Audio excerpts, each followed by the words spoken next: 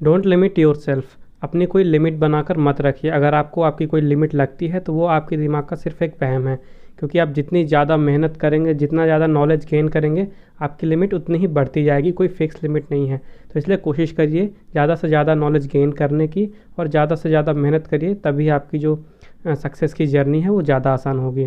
तो इसी थॉट के साथ स्वागत है आप सभी का ऑनलाइन स्टडी अकेडमी में।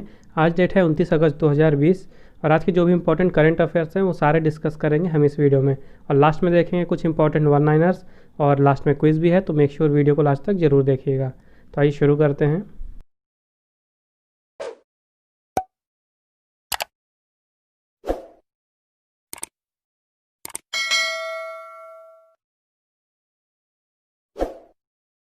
सबसे पहले शुरुआत करेंगे कल के वीडियो के कुछ रिवीजन से।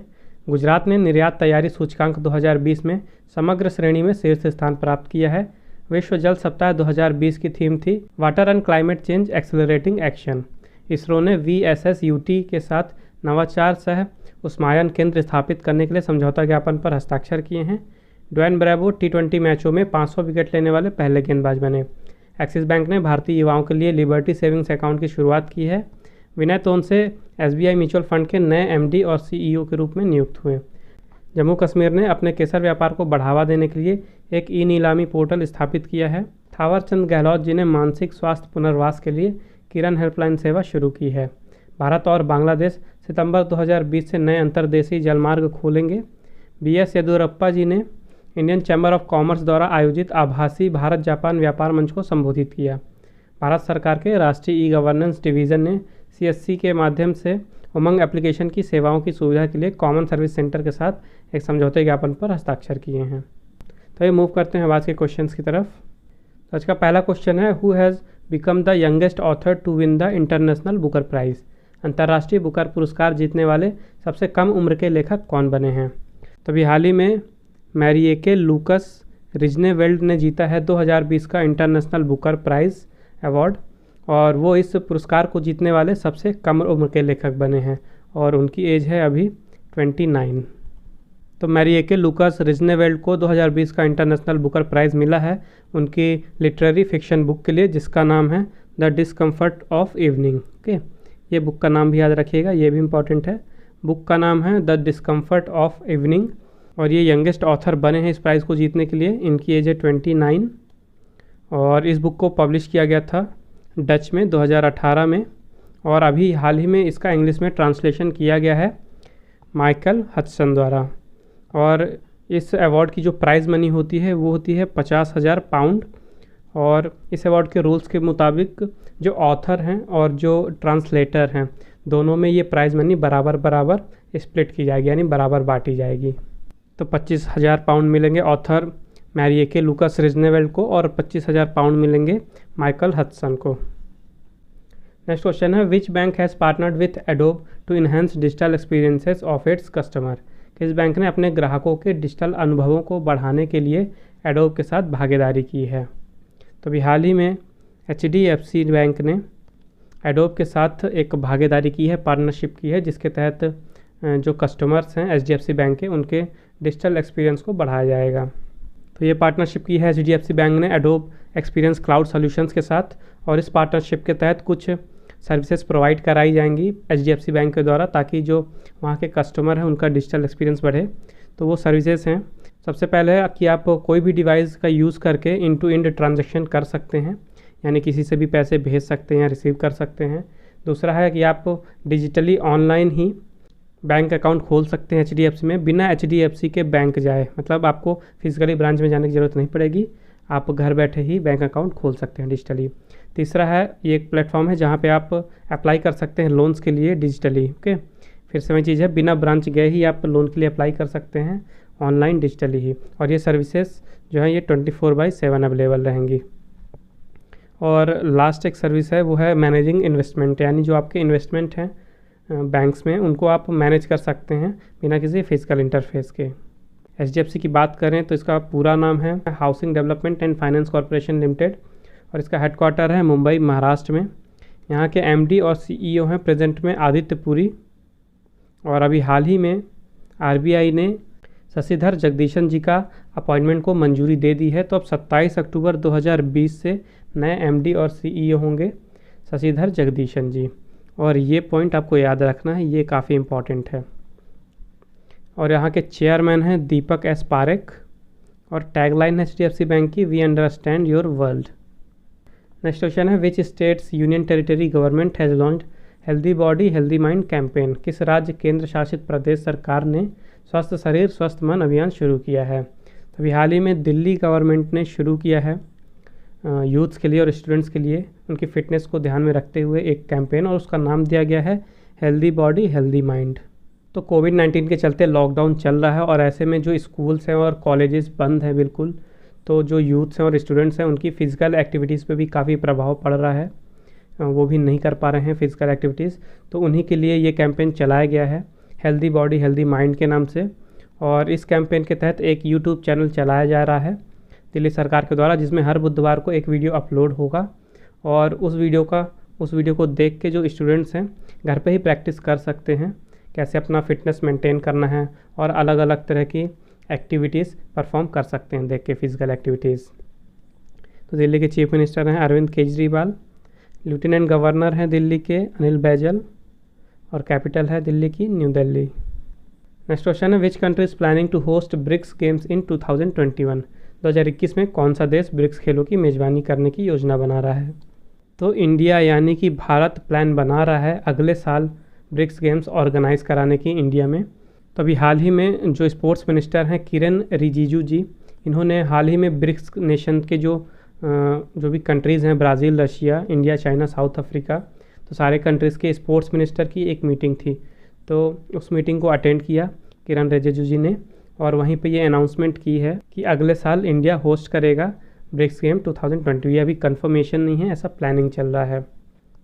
और ब्रिक्स गेम को ऑर्गेनाइज़ कराया जाएगा सेम टाइम और सेम वेन्यू पे जहाँ पे खेलो इंडिया गेम्स होंगे 2021 के, ताकि जो देश के अलग अलग कोने से प्लेयर्स आ रहे हैं तो उनको कोई दिक्कत ना हो, एक ही टाइम पे खेलो इंडिया गेम्स में भी पार्टिसिपेट कर सकते हैं, ब्रिक्स गेम को भी पार्टिसिपेट कर सकते हैं, उसका भी बेनिफिट उठा सकते हैं।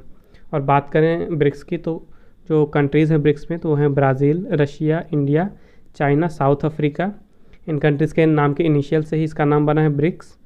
और अभी फ़िलहाल जो चेयरमैनशिप है, अध्यक्षता है ब्रिक्स की, वो है रशिया के पास। ठीक है, और 2021 में चेयरमैनशिप यानी कि अध्यक्षता आएगी भारत के पास। ठीक है, तो एक ये भी क्वेश्चन यहाँ से बन सकता है कि 2021 में ब्रिक्स की अध्यक्षता कौन करेगा। तो 2021 में इंडिया करेगा अध्यक्षता ब्रिक्स की। इसके अलावा अभी हाल ही में ब्रिक्स की इंडस्ट्री मिनिस्टर्स की मीटिंग भी हुई, जिसका 5वां संस्करण आयोजन कराया गया था, और वहाँ पे इंडिया को रिप्रेजेंट किया जो स्टेट मिनिस्टर हैं कॉमर्स और इंडस्ट्री के, सोम प्रकाश जी। ओके, सोम प्रकाश जी ने रिप्रेजेंट किया इंडिया को, और ये मीटिंग अभी हाल ही में वर्चुअली ऑर्गेनाइज़ कराई गई थी। और इस मीटिंग में अलग अलग तरह के तरीके डिस्कस किए गए, कैसे आप जो कंट्रीज़ हैं ब्रिक्स की मिलके 5G को इन्हेंस कर सकते हैं, आर्टिफिशियल इंटेलिजेंस यानी AI के फील्ड में काम कर सकते हैं, उसके अलावा इंडस्ट्रियल इंटरनेट के इस टॉपिक पे भी चर्चा की गई कि इन तीनों चीज़ों को कैसे मिलके सब इन्हेंस कर सकते हैं। नेक्स्ट क्वेश्चन है, who has launch national GIS enabled land bank system. राष्ट्रीय GIS सक्षम लैंड बैंक प्रणाली किसने शुरू की है। तो अभी हाल ही में पीयूष गोयल जी ने शुरू किया है national GIS based land bank system.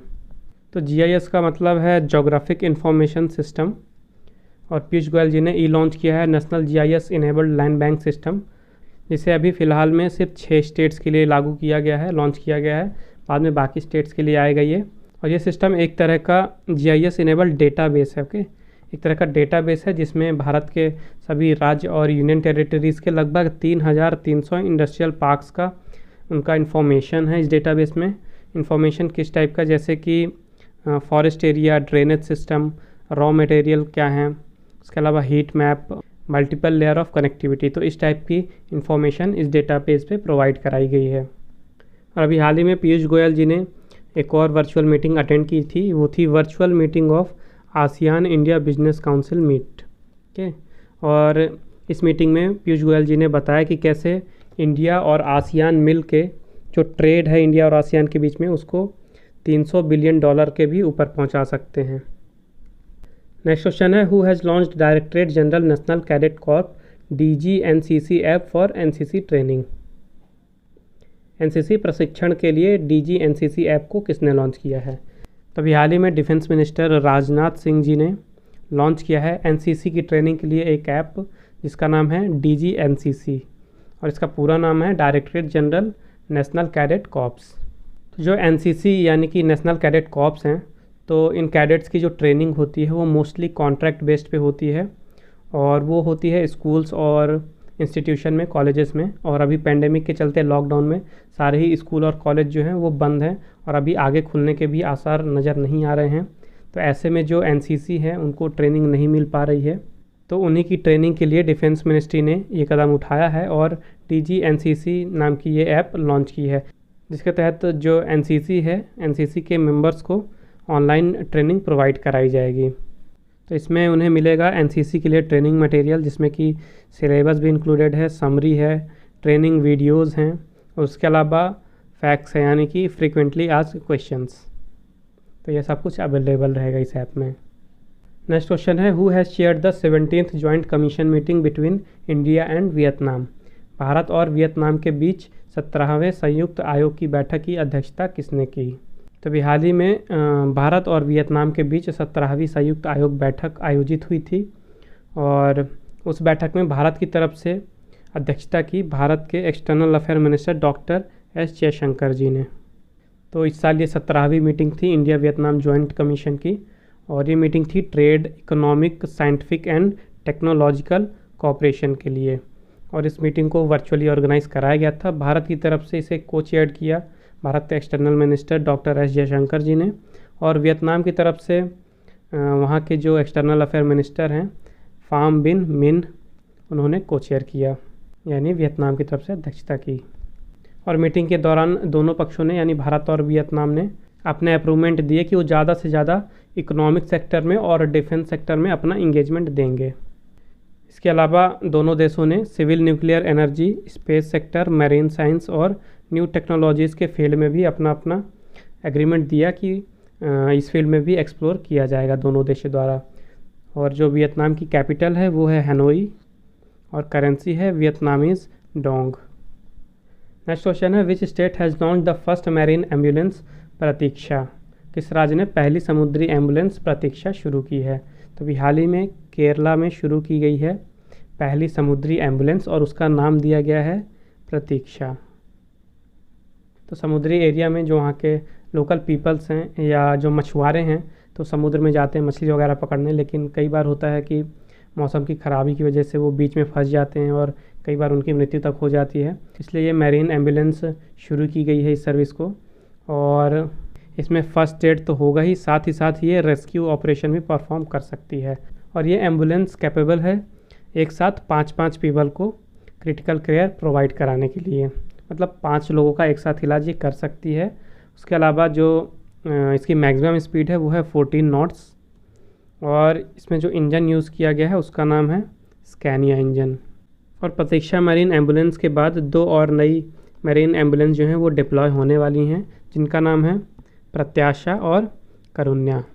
तो जो प्रतीक्षा एम्बुलेंस है इसे केरला के तिरुवनंतपुरम में डिप्लॉय किया गया है। इसके बाद जो प्रत्याशा है इसे एर्नाकुलम में डिप्लॉय किया जाएगा और जो करुण्या है इसे कोझिकोडे में डिप्लॉय किया जाएगा।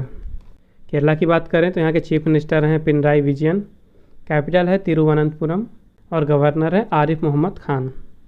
नेक्स्ट क्वेश्चन है, which department will integrate pension payment order with DigiLocker. कौन सा विभाग डिजी लॉकर के साथ पेंशन भुगतान आदेश को जोड़ेगा?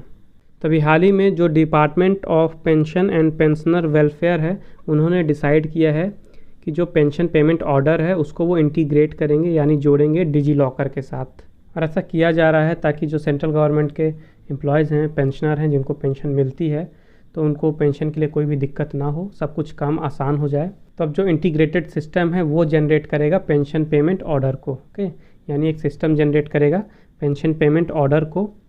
तो इससे होगा क्या, जो पेंशन पेमेंट ऑर्डर जब सिस्टम जनरेट करेगा तो जो देरी होती थी पीपीओ को नए पेंशनर तक पहुंचने में या मिलने में, तो वो जो देरी है वो बीच की समाप्त हो जाएगी। और इस सिस्टम में जो सॉफ्टवेयर यूज़ किया जाएगा उस सॉफ्टवेयर का नाम है भविष्य सॉफ्टवेयर। ओके, ये सॉफ्टवेयर का नाम याद रखिएगा, भविष्य सॉफ्टवेयर।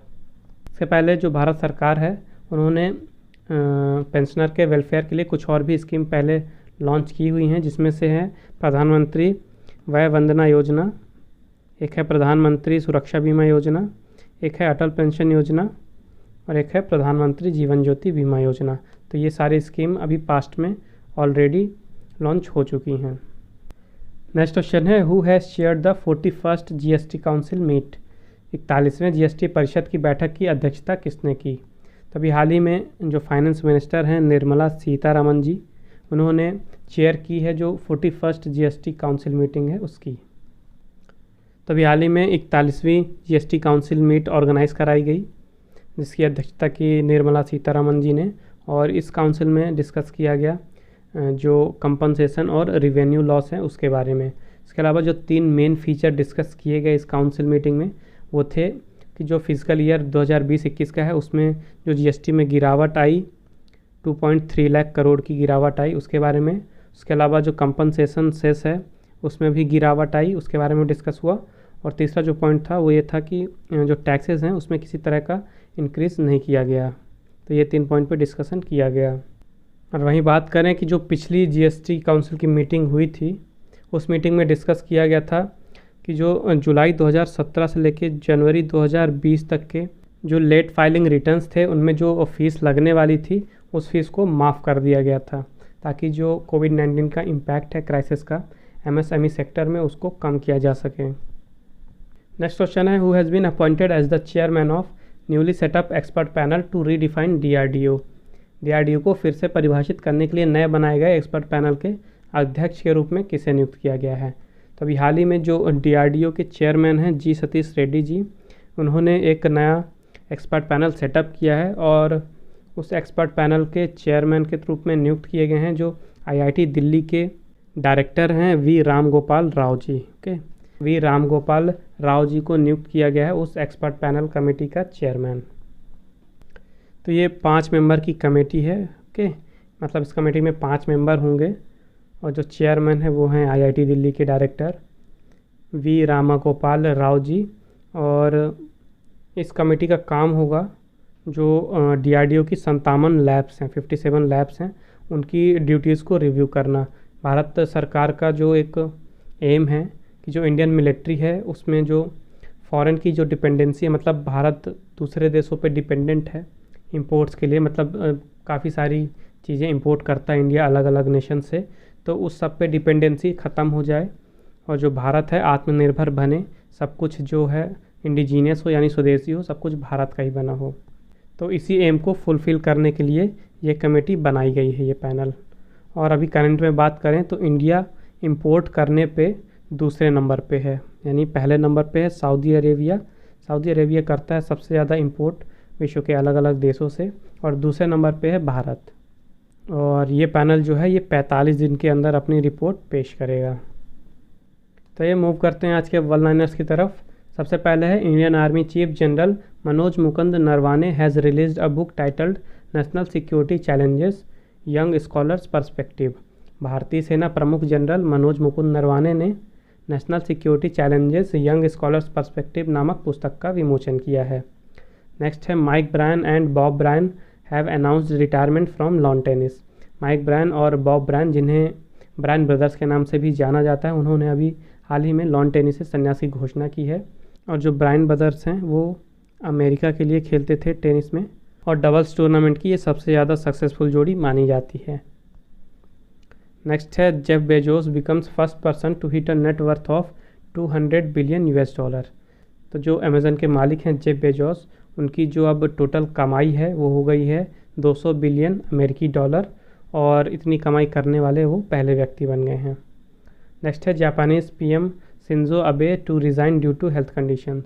तो जो जापान के प्रधानमंत्री हैं शिंजो आबे, हाल ही में उनकी जो स्वास्थ्य स्थिति वो और बिगड़ती जा रही है, तो इस कारण से उन्होंने फैसला लिया है कि वो बहुत ही जल्द इस्तीफ़ा देने वाले हैं।